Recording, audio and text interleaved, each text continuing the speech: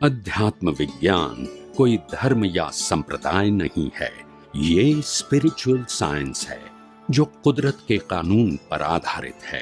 ये विज्ञान पूरे ब्रह्मांड के सभी रहस्यों को उजागर करता है और जीवन के सभी पहलुओं को समझने के लिए एक नई दृष्टि देता है। इसी को आर्ट ऑफ विजन कहते हैं, दुनिया को देखने की एक नई दृष्टि जो अध्यात्म विज्ञानी परम पूज्य स्वामी श्री कमलेशानंद जी के निर्देशन में सनातन सत्य का अनुसंधान कर हमारे जीवन को प्रकाशित करे। जय सच्चिदानंद। कि આપણી દ્રષ્ટિ જે છે એ સામાજિક સત્ય અને ધાર્મિક સત્યથી ઉપર લઈ જશું તો જ આધ્યાત્મ શરૂ થશે, નહીતર નહીં। સામાજિક અને ધાર્મિક દ્રષ્ટિ બેને રિલેટિવ સત્ય કહેવાય અને આધ્યાત્મિક દ્રષ્ટિ એને સનાતન સત્ય કહેવાય। અને સનાતન સત્ય વગર અજ્ઞાન નહીં જાય અને સામાજિક દ્રષ્ટિથી પાપ અને પુણ્ય પ્રાયશ્ચિતથી આગળ નહીં વધાય। એની દરેકની લિમિટ છે। શું છે? 12મા ધોરણ સુધી ભણેલા એની લિમિટ છે, ગ્રેજ્યુએટ થયાની લિમિટ છે, માસ્ટર ડિગ્રીની લિમિટ છે અને પીએચડી ની। ત્યાં લઈ ગયો હોટેલ ભણેલા હોય કે પીએચડી કહેવાય? ફોટો ના કે પણ પીએચડી આઈસીએસ થયેલા શું એ બધા માસ્ટર ની ઉપર આવે। એનીવે, એટલે કહેવાનો મતલબ આવો છે, હંમેશા કોઈ દિવસ મુક્તિનો માર્ગ અઘરો હતો જ નહીં। ખ્યાલ આવ્યો? પણ એને અનુભવનારો ના હોય તો પછી એ માર્ગ અઘરો જ હોય। માર્ગ એટલે માર્ગ તો હોય જ નહીં, પણ માર્ગ કહેવામાં આવે, હોય નહીં। અઘરો હોય તો પછી માર્ગ કહેવાય જ નહીં મુક્તિનો। ખ્યાલ આવી ગયો? એવું અત્યારે બધા દુનિયાના ધર્મો વાળા મોક્ષની વાત કરતા થઈ જાય। શું મોક્ષનો માર્ગ છે? તો પછી કહેવામાં શું વાંધો છે? મોક્ષનો માર્ગ તો સરળ, સહજ, સુગમ હોય, ફોર્મેટ થી ઉપર હોય। હિન્દુસ્તાનમાં કોઈએ નથી કીધું કે દુનિયાના તમામ ધર્મો ફોર્મેટ છે। કીધું છે કોઈએ? સાચું છે ને? હવે આ શબ્દ ક્યાંથી નીકળ્યો? જે વ્યક્તિનું વિઝન ફોર્મેટ થી બિયોન્ડ ગયું હોય એ કહી શકે ને કે ફોર્મેટમાં હોય, કહી શકે। જે વ્યક્તિ ધાર્મિક અને સામાજિક દ્રષ્ટિથી ઉપર ગયો હોય એ જ એમ કે ને કે આ spiritual path is beyond this social and religious. Yes કે નો? પણ જે આ પાથમાં જ પુરુષાર્થ માનતો હોય એ કહી શકે? When your vision is going beyond relative truth, then you talk about the universal truth. પણ હું રિલેટિવ ટ્રુથમાં હોઉં, યુનિવર્સલ ટ્રુથની કેવી રીતે વાત કરું? હું હજુ ક્રિયામાં જ પુરુષાર્થ માનતો હોઉં તો પછી સનાતન સત્યની વાત આવે ક્યાંથી? અને આવે તો શબ્દમાં જ હોય। કેમાં હોય? શબ્દમાં। એટલે આપણે વાંચેલો અનુભવી પુરુષ બેલું બોલી કેવી રીતે શકે? બોલી શકે? ખ્યાલ આવ્યો? એટલે ઘણી બધી વસ્તુમાં આપણે એટલા માટે પૂછું કે બધાએ જો મુક્તિના માર્ગે ખરેખર આગળ વધવું હોય તો સાયન્ટિસ્ટ બનવું પડશે। શું બનવું પડશે? અને એ સાયન્ટિસ્ટની અંદર સાયન્ટિસ્ટ બનવા માટે યુનિવર્સલ ટ્રુથને જ રિયલાઇઝ કરવાનું છે। Either you think about the body, you think about the circumstances, or you think about the other person. પણ એમાં સાયન્સ સમજાવવું, દેખાવવું, અનુભવાવવું જોઈએ। એ નથી સમજાતું, નથી અનુભવાતું ત્યાં સુધી તમારી દ્રષ્ટિ રિલેટિવ સત્ય છે। બસ કુદરતી રચના છે, કુદરતી કાનૂનથી અવસ્થા છે અને 6 તત્વોથી ભરેલી છે। આ છે તો દેખાતી નથી। એ દ્રષ્ટિની ખામી છે કે અવસ્થાની? દ્રષ્ટિની આપણી ખામી છે, અવસ્થામાં તો છે। સમજાય છે? જન્મથી મોત સુધી મન, વચન, કાયાની કઈ અવસ્થા એવી છે કે જે કુદરતી રચના નથી? બોલો। તો પછી જોવાની છે ને। 4-5 પ્રકાર તો છે નહીં કે ચલો ગૂંચાઈ જઈએ। વધારે ઓપ્શન હોય તો આપણે ગૂંચાઈ જઈએ। આમાં તો છે જ નહીં। જન્મથી મોત સુધીની મન, વચન, કાયની બધી અવસ્થા કુદરતી રચના છે। તમારે ખાલી જોવાની પ્રેક્ટિસ કરવાની છે શુદ્ધાત્મા પદમાં રહીને। એમાં ડિફિકલ્ટ શું છે? એમાં ડિફિકલ્ટ શું છે? તો એને ઓપન માઇન્ડેડ કહેવાય.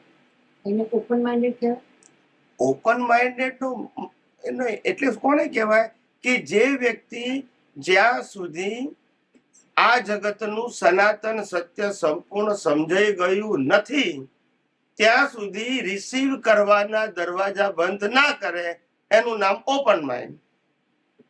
દુનિયાનું કોઈ પણ સાયન્ટિસ્ટ ભલે નોબેલ પ્રાઇઝ વિજેતા હોય એ કોઈ દિવસ પોતાનું માઇન્ડ ક્લોઝ ના કરે. એને ખબર છે કે whatever I have a knowledge, experience, vision, still it is not ultimate. કોઈ પણ સાયન્ટિસ્ટ એવું બોલે કે અલ્ટિમેટ છે એવું બોલે જ નહીં. બોલે? ભલે એને 10 નોબેલ પ્રાઇઝ મળતા હોય ના બોલે. ના આપણી પાસે કશું ના તો કેવું બધું જાણું છું. બોલતા નથી. હવે કે જાણવાની જરૂર નથી. બસ આ જ તમારી લિમિટ બતાવે છે. આ જ તમારી શું બતાવે છે? વર્તુળ, સર્કલમાં છો તમે. સિમલ સ્વામીના દર્શન કરી અમે મોક્ષે જવાના તપોમાં. 1-2 ભૂમાં જતા રહ્યા. એવા તો તીર્થંકરોના દર્શન આપણે બી અનેક વખત કર્યા છે અને દાદા ભગવાને પણ અનેક વખત કર્યા હતા. યસ કે નો? દર્શન કરવાથી થતું હોય તો સારું. તો મહાવીરની વાઈફનો મોક્ષ થઈ જવો જોઈએ અને રામની વાઈફનો મોક્ષ થઈ જવો જોઈએ. કારણ કે બંનેને કેવળ જ્ઞાન થયું હતું. મહાવીરને રામને બે ને એવું જો થતું હોત તો કોઈ ના જાય. સમર્થ પુરુષ દ્રષ્ટિ આપી શકે. પુરુષાર્થ તો ઇન્ડિવિડ્યુઅલ છે. શું કીધું? પુરુષાર્થ સામૂહિક નથી. પુરુષાર્થ કેવો દરેકનો? જેને મોક્ષે જવું એને કરવાનું, ના જવું નહીં કરવાનું. મોક્ષે જવું એ કે ફેમિલી પ્રોબ્લેમ નથી, એ ઇન્ડિવિડ્યુઅલ છે. વાઈફ ને જવું હોય તો જાય, હસબન્ડ ને જવું હોય તો જાય, ના જવું હોય તો ના જાય. ખ્યાલ આવ્યો? આખી સોશિયલ પ્રોબ્લેમ થોડો છે કે મોક્ષે જવું એ ઇન્ડિવિડ્યુઅલ સબ્જેક્ટ છે. ખ્યાલ આવ્યો? એટલે સમજવાની જરૂર છે. અને it is a internal matter, not external. એ કે બહારની વસ્તુ નથી. બહારની વસ્તુમાં આપણે એડજસ્ટ થઈએ ઇટ ઇઝ ઓકે. અંદરની વસ્તુમાં તો નો કોમ્પ્રોમાઇઝ. આપણને જે રાઈટ ટ્રેક મળે આગળ વધ્યા જ કરવાનું. અને જ્યાં ખૂટતી કડી હોય પાછી મેળવાનું, પાછું આગળ વધવાનું, પાછી ખૂટતી કડી મેળવી લેવાનું, પાછું આગળ વધવાનું. બસ પુરુષાર્થ તો ઇન્ડિવિડ્યુઅલ જ હોય. કેવો હોય? ઇન્ડિવિડ્યુઅલ. અને પોતે સમજી શકે તે ભાષામાં હોવો જોઈએ. કેવો હોવો જોઈએ? ના સમજી શકે ને પછી ઘૂંટ ઘૂંટ કરીએ ઘાંચીના બને જેમ. હા જો દાવડા કરે તો હતા ત્યાંના તો પછી શું પ્રગતિ કરી? ખ્યાલ આવ્યો? આ તો એક માજી હતા 75 વર્ષ. હું નાનો હતો 10-12 વર્ષ. અમારે ત્યાં ઓલ્ડ સિટી અમદાવાદમાં રહેતો હતો. તો માજી રોજ એના હસબન્ડ તો નાની ઉંમરે એક્સપાયર થઈ ગયા હતા 50 વર્ષ અને માજી 75 વર્ષ. તે રોજ નાની થેલી લઈને જાય અને કથા સાંભળવા જાય. શું સાંભળવા જાય? પણ કથા એક જ સાંભળવાની, રામની, બીજા કોઈ નહીં. કૃષ્ણ નહીં, મહાવીરની, શિવ, સ્વામિનારાયણ કોઈની નહીં. એક જ કથા. ગમે ત્યાં હોય રામની જ કથા સાંભળવાની બસ. તે હું નાનો હતો તો માજી કથામાં જતા હતા સવારે ચા પાણી નાસ્તો કરીને. પછી હાજે આવે જમવાનું, આરામ બધું ત્યાં જ હોય. હાજે આરતી પતે પછી પ્રસાદ લઈને પછી આવવાનું. તે મેં કીધું માજી તમે ક્યાં જાઓ છો? તો કે હું કથામાં જાઉં છું. કોની કથા? તો કે રામ સિવાય કોઈની સાંભળતી જ નથી. મેં કોનું કારણ શું કીધું? તો એ જ તો રહસ્ય છે. ના સમજાયું? એ જ તો રહસ્ય છે. તો મેં કહું પણ રહસ્ય કહો તો ખરા. અરે કે રામની કથા હું 10 વર્ષની હતી ને ત્યારથી સાંભળું છું. આજે 75 થયા તોય સાંભળું છું. હવે માનો કે અહીંથી હું નાહી ધોઈને ચા નાસ્તો કરીને કથામાં જઉં અને કથામાં સુઈ જવું અને ઘેર પાછી આવું, કોઈ પણ પૂછે તો કડકડાટ કહી શકું. બોલતા નથી. સાંભળવું જરૂરી નથી, બેહવું જરૂરી છે. બોલતા નથી. ના સમજાય? કારણ કે કથા તો બોલતા નથી. સમજાયું છે? કથા એકની એક જ હોય. જ્ઞાન એકનું એક ના હોય. સિદ્ધાંત એકનો હોય. અનુભૂતિ બદલાયા કરે, અપગ્રેડ થયા કરે. સિદ્ધાંત ના બદલાય, તમારી અનુભૂતિ બદલાય, તમારી મેચ્યોરિટી બદલાય, તમારું વિઝન બ્રોડ થતું જાય, ચાલે ને, તમારું દર્શન સાઉન્ડ થતું જાય, તમારું ડેવલપમેન્ટ વધતું જાય, તમે વધારે સંજોગોને કુદરતી રચના જોઈ શકો. That's your power of your જ્ઞાન એન્ડ દર્શન. ગમે તેવો મોહનો સંજોગ હોય, ગમે તેવો રાગનો હોય, ગમે તેવો દ્વેષનો હોય, ગમે તેવો પ્રોફિટ અને લોસનો હોય, ગમે તેવો દૈહિક સંજોગ હોય, પણ કુદરતી રચના જોઈને સેપરેટ જોતા આવડે, that's your power of gyan and darshan. Materialist power is not your power. જ્ઞાન દર્શન એ તમારો પાવર છે, અને એ પાવર કેરી ફોરવર્ડ થાય. શું થાય? આ બધું કેરી ફોરવર્ડ એ પાવરમાં સ્ટ્રોંગ થવાનું છે. સંજોગો રોજ બદલાય, ખ્યાલ આવી ગયો? એ જ્ઞાનનો તમારો ઉપયોગ કરવાનો. કોઈ માન આપે તોય કુદરતી રચના, અપમાન આપે તોય કુદરતના, તમે કોઈનું અપમાન કરો તોય કુદરતના, તમે કોઈને માન આપો તો પણ કુદરતી રચના. પ્રિન્સિપલ એક જ, સમજાય છે? મન, વચન, કાયા, તમારા કે દુનિયાની કોઈ પણ વ્યક્તિ ના હોય, એક જ પ્રિન્સિપલ, કુદરતી. આ જો સમજાય તો કામ થશે.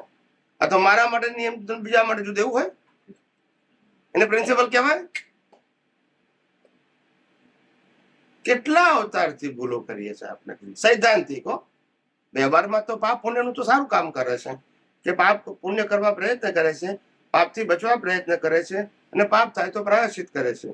એ ધર્મના લેવલે તો આપણે મેચ્યોર છે ઓવરઓલ, ખ્યાલ આવ્યો ને?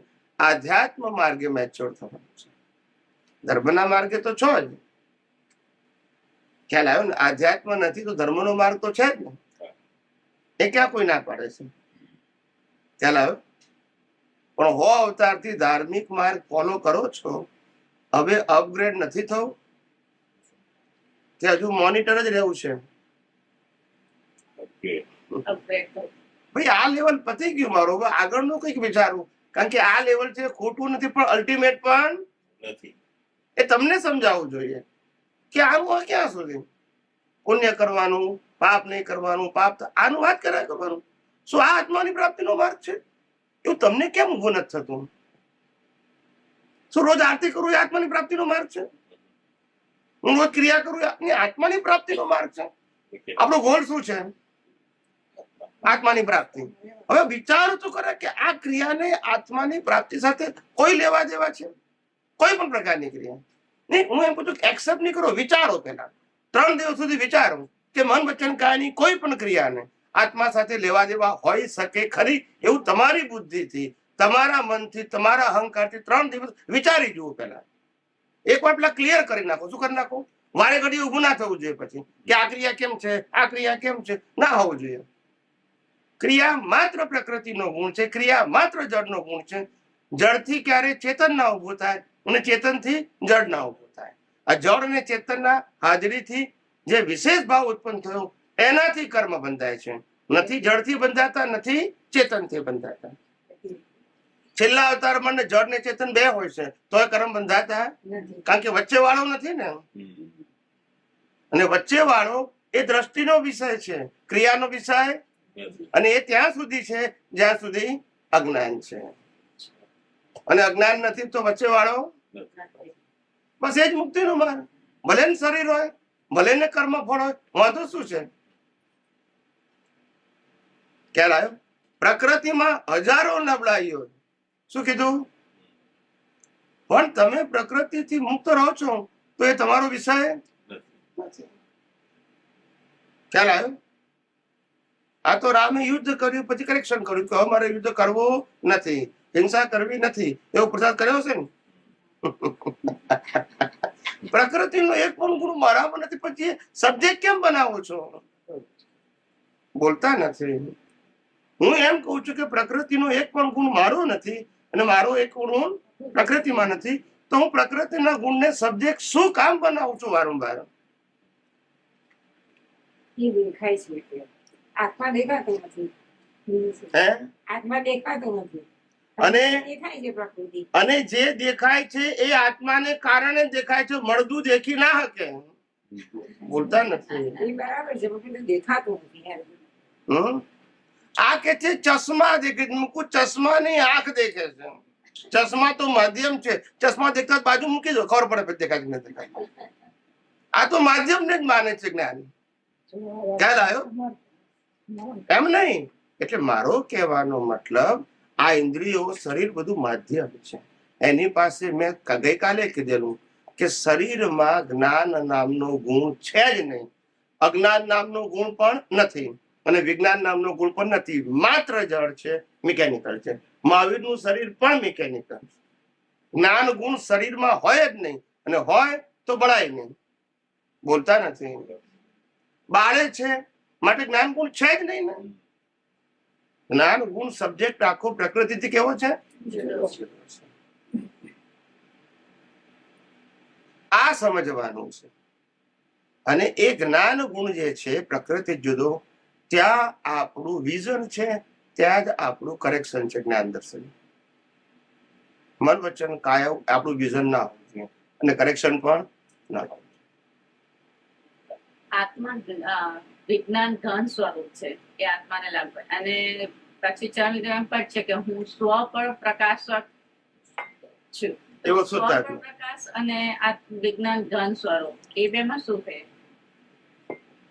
પેલો પ્રકાશ છે, પ્રકાશ સ્વને પણ જાણે છે, પરને પણ જાણે છે, એવી મારી અન્ડરસ્ટેન્ડિંગ. સ્વ પર પ્રકાશ એટલે પોતે તો પ્રકાશિત છે જ, અને બ્રહ્માંડને પ્રકાશવાની એની ક્ષમતા છે. જો આવરણ ના હોય તો એની ક્ષમતામાં પ્લસ માઇનસ નથી. તમે આવરણ રાખ્યા તો શું કરે? યસ કે નો? પ્રશ્ન એ નથી કે 1000 વોલ્ટનો બલ્બ આખા રૂમમાં પ્રકાશ નથી ફેલાવતો. એની તો ક્ષમતા છે જ, પણ તમે માટલું ઢાંકી દીધું તો એમાં બલ્બમાં શું ફેર પડ્યો? પ્રકાશ ના ફેલાયો, પણ બલ્બ અને બલ્બનો પાવર તો એનો એ જ. પછી એક કાણું પાડતો એટલે એટલો પ્રકાશ નીકળ્યો, પણ બલ્બમાં શું ફેર પડ્યો? એક કાણું પાડ્યું તો એમાં ફેર પડ્યો? એનો પ્રકાશ ઘટી ગયો, એનો પાવર ઘટી ગયો. સમજાય છે? એમ આત્માની શક્તિમાં આવરણને કારણે ફેલાતો નથી પ્રકાશ, પણ મૂળ આત્માના પ્રકાશ અને પ્રકાશની ક્ષમતામાં કોઈ ફેરફાર થતો નથી. સમજાય છે? અને એ જે સ્વ પર પ્રકાશક છે એ આત્માનો સ્વભાવ છે. શું છે? સ્વભાવ છે. સ્વ પર પ્રકાશક એ આત્માનો સ્વભાવ છે, અને એ પર પ્રકાશમાં જોવું જાણવું એ પ્રતિષ્ઠિત આત્માનો સ્વભાવ છે. મૂળ આત્મામાં વિનાશી અવસ્થા જોવા જાણવાનો સ્વભાવ નથી. શું કીધું?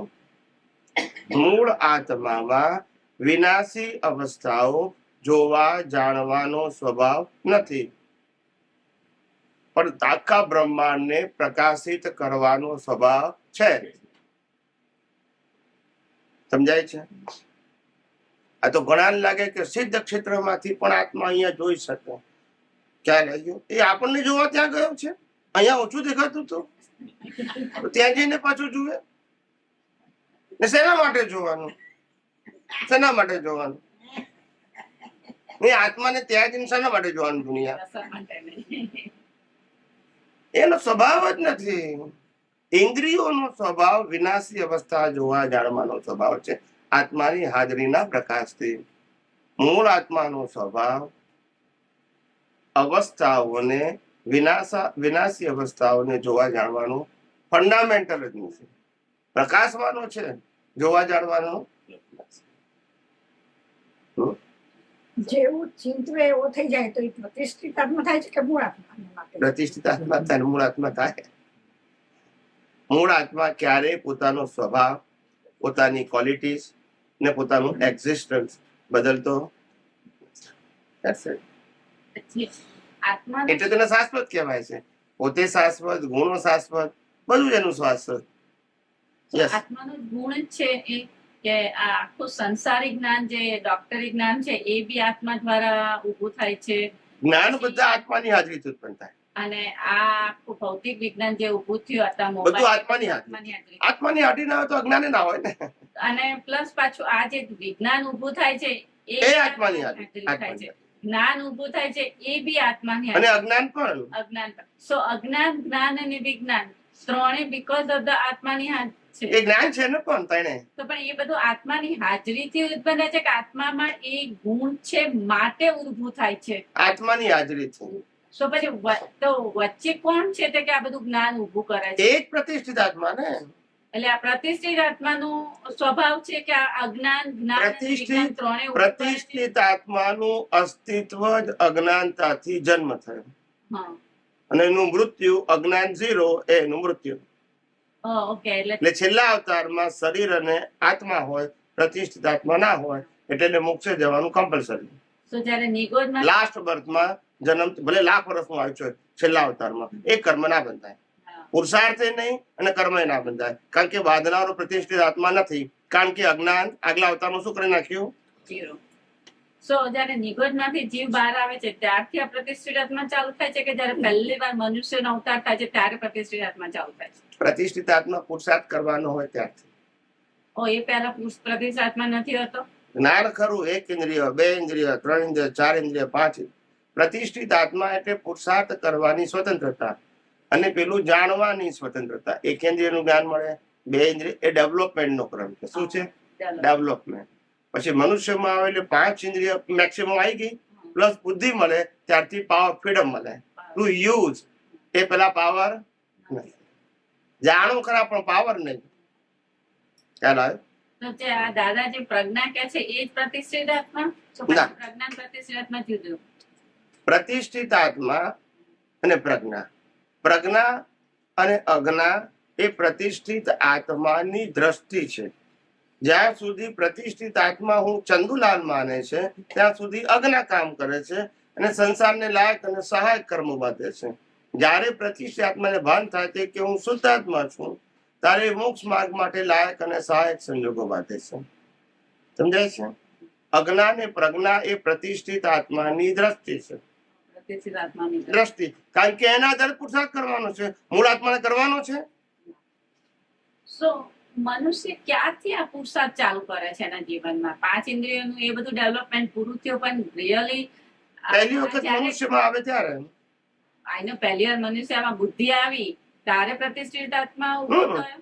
પહેલા જ મનુષ્ય અવતારમાં બુદ્ધિ બુદ્ધિ આવી પ્રાપ્ત થાય. 5 ઇન્દ્રિયો પછી 5 ઇન્દ્રિય એ ડેવલપમેન્ટ, ડેવલપમેન્ટ એ 5 ઇન્દ્રિય મનુષ્યમાં પણ આવી ગઈ. આવી ગઈ. હા. પ્લસ શું મળ્યું? પહેલા અવતારમાં બુદ્ધિ, બુદ્ધિ. ત્યાંથી પુરુષાર્થ શરૂ એટલે થયો. ત્યારથી આ પ્રતિષ્ઠિત આત્મા ઉભો થયો.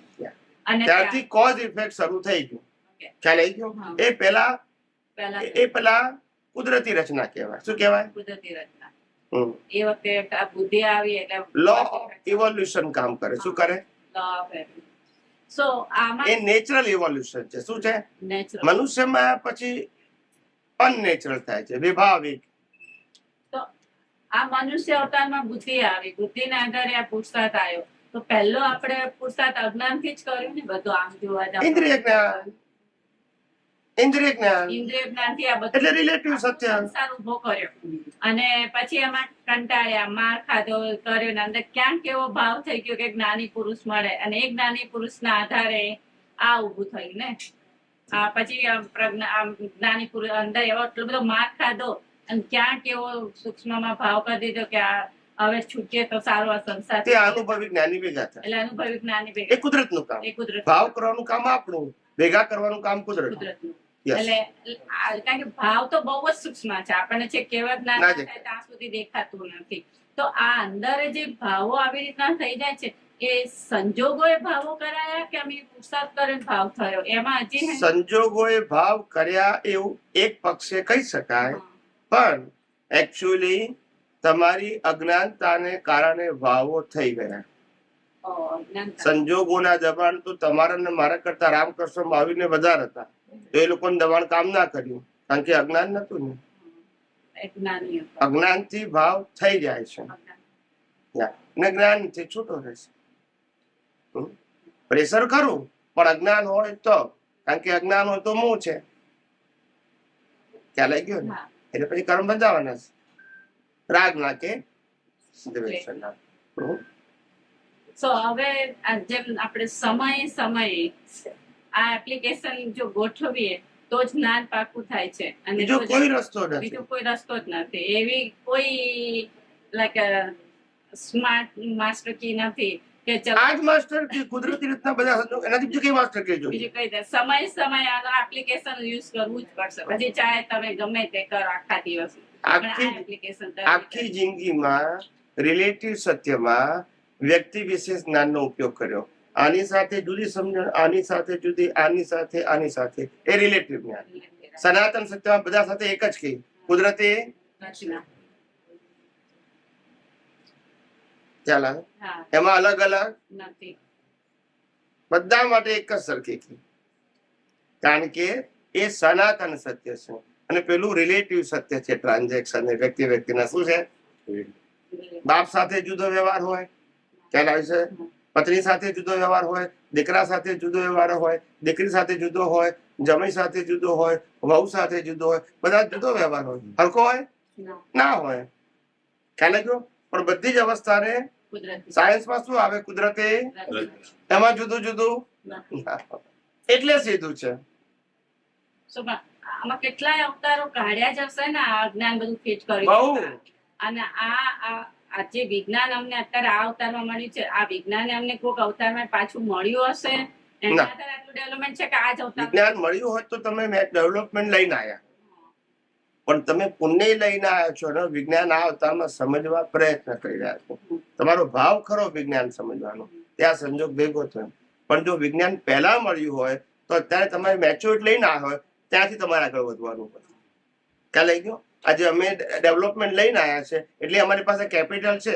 હવે બાકીનું છે મારે પૂરું કરવાનું, પણ જે લઈને આવ્યા છે તો રેડીમેડ છે મારી પાસે. My vision is readymade. ખ્યાલ આવે ને? જેમ તમને બધા સંજોગોમાં કુદરતી રચના જાણવું પડે, સમજવું પડે, એવું અમારે ના કરવું પડે, કારણ કે લઈને આવ્યા છે. બહુ જ સહેલો આનાથી સહેલો માર્ગ કોઈ કાળે નતો. કોઈ કાર્ય નહીં. અને સતયુગમાં આ જ માર્ગ હતો. આજમાં કદાચ સમજાવવાની રીત જુદી હોય, પ્રિન્સિપલ આ જ હોય. સમજાય છે? પ્રિન્સિપલ ક્યારે કોઈ તીર્થંકરે આ પ્રિન્સિપલ બદલી શકે નહીં, નહીં. આ બરાબર કારણ કે કુદરતનો કાનૂન છે, કોઈ વ્યક્તિનો નથી. હવે પછી દાદાએ એમ પણ કીધું છે કે તમે 1 કલાક દાદા ભગવાન આશ્રમ જય જયકાર બોલો, પછી ચરણ વિધિની ભજના કરો, તમારી જોડે પણ જપા જપ કર્યું છે. તો એ અને આ એપ્લિકેશન એમાં બીજી વાર તમને આ પ્રશ્ન પૂછું છું. તારે ગયા તમે કીધું છે એ બી અજપાજપ જે કરે છે એ બી કુદરતી રચના છે, જે નથી કરતું એ બી કુદરતી રચના છે. દાદા ભગવાન આશ્રમ જય જયકાર બોલે છે એ બી કુદરતી રચના છે, જે નથી કરતું એ બી કુદરતી. પણ એ વખતે રહેતું નથી કે આ કુદરતી રચના છે. અમુક વખતે નથી. તમારી ચરણવિધિ પહેલી જે ચરણવિધિ આપણે 2017 કરી હતી એ આખી ચરણવિધિ, પછી હમણાં બીજી એક હમણાં મને કેતનભાઈએ મોકલી છે, એ બંનેમાં બહુ ફેર છે. ભલે તમે આત્માના ગુણોની ભજના જ કીધી છે બંને, પણ બંનેમાં ફેર છે. તો મને જે હમણાં મળી છે સિદ્ધાંતમાં ફેર ના હોય. સિદ્ધાંતમાં પણ આ મને બહુ ગમી. આજે હમણાં હું કરું છું એ એક્ઝેક્ટલી 48 મિનિટ જે થાય છે, એ જે આખી જે વાક્યો છે એ વાક્યો આખા આત્માલક્ષી અને દેહના આત્માને છૂટો પાડે એ રીતનું છે. અને પેલામાં એવું લાગે છે કે આત્માને હું ભજના જ કરી રહી છું દેહમાં બેસીને. તો એ વખતે જે અનુભવ થાય છે એમાં ને આમાં શું ફેર પછી? આમાં જે પહેલી વખત જયારે બોલ્યો છો ને ત્યારે મારા વિઝનમાં હતું એ મેં કરેક્શન ના કર્યું ડ્યુ ટુ ધ સર્કમસ્ટાન્સીસ. પછી મને ખબર પડી કે અનુભવી પુરુષ તરીકે આ ન હોવું ઘટે. દુનિયા શું કે છે એનો ડર અનુભવીને હોય તો એને દેહાધ્યાસ કહેવાય. ભય સંજ્ઞાને શું કહેવાય? આ તો મરણાંત સંકટ મેં ટકે તે ટેક ના ધરનાર છે. હું નિશ્ચય નિર્ણયથી કહેવાય અને કાપી નાખો. ના સમજાય? સમજાય છે ને? પણ હું મરતો નથી. બસ પછી મેં કરેક્શન કર્યું, પહેલામાં નથી કર્યું. બીજામાં કીધું હું મહાવીર ભગવાન જેવો શુદ્ધાત્મા નથી, હું મહાવીર ભગવાન ની અંદર રહેલા શુદ્ધાત્મા જેવો શુદ્ધાત્મા છું. મહાવીર ભગવાન બોડીનું નામ છે. મહાવીર ભગવાન શુદ્ધાત્મા, સિમંદર સ્વામી શુદ્ધાત્મા, સિમંદર સ્વામી ની અંદર શુદ્ધાત્મા છે એવો હું શુદ્ધાત્મા છું.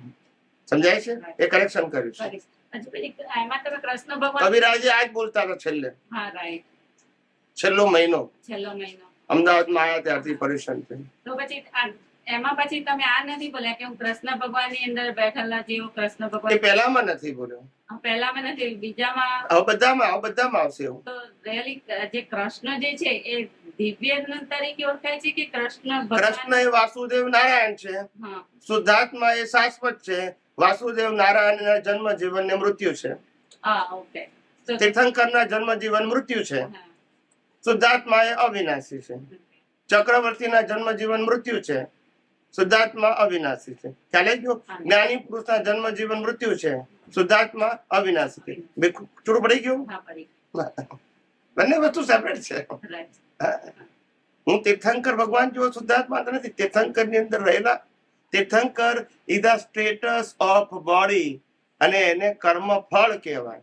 આત્મા કર્મ ફળ નથી, આત્મા પરમેનન્ટ સ્ટેટસ છે. એ કોઝ ઇફેક્ટ નથી. તીર્થંકર પદ ઇફેક્ટ છે, કોઝની ઇફેક્ટ છે. ચક્રવર્તી પદ કોઝની ઇફેક્ટ છે, વાસુદેવ પદ કોઝની ઇફેક્ટ છે. શુદ્ધાત્મા કોઝ ઇફેક્ટ નથી, ઇટ્સ અ પરમેનન્ટ સ્ટેટસ. આ છૂટું પાડવું પડે, ગોળ ગોળ નહીં ચાલે. એટલે બોલતા તમે નથી. સિમંદર સ્વામીમાં તમે એ જ કીધું, સિમંદર સ્વામીની અંદર રહેલા શુદ્ધાત્મા જેવો હું શુદ્ધાત્મા છું.